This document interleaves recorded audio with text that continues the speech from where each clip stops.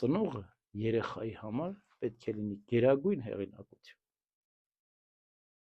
Եթե ծնողը երեխայի համար չեղավ գերագույն հեղինակություն, ինքը իր հեղինակությունները կճարի, կգտնի։ Մանկապարտեզից սկսած կգտնի, թե ում լսի, ինչ ասի։ Ծնողը ինքը թող որոշի, Աստծով, աղոթքով, Սուրբ Հոգով,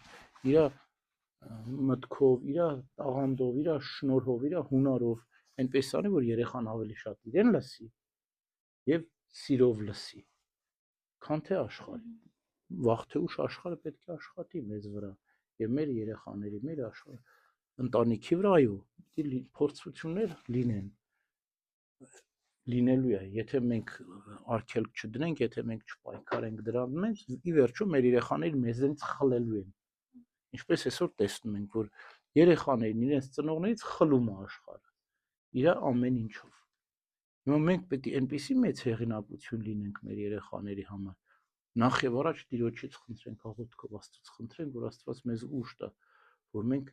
այնպիսի խոսք անենք, որ ասենք, որ մեր երեխայի վրա ազդի, եւ խոսքը երբ է ազդում, երբ որ ծնողը ապրում է այն, ինչ որ ասում է։ Ավետարանում Քրիստոսի մասին ասում է,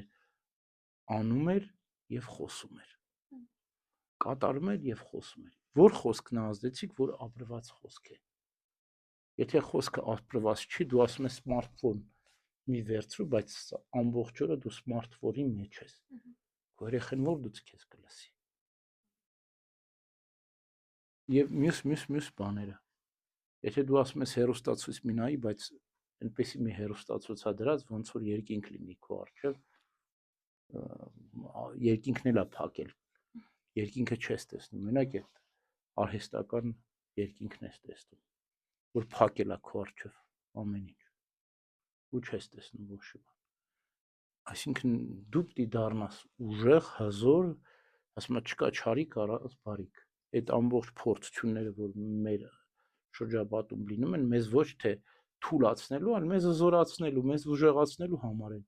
որպեսզի մենք տեսնենք մարտահրավերները, տեսնենք նեղությունները, դժվարությունները, համապատասխան միջոցներ ձեռնարկենք,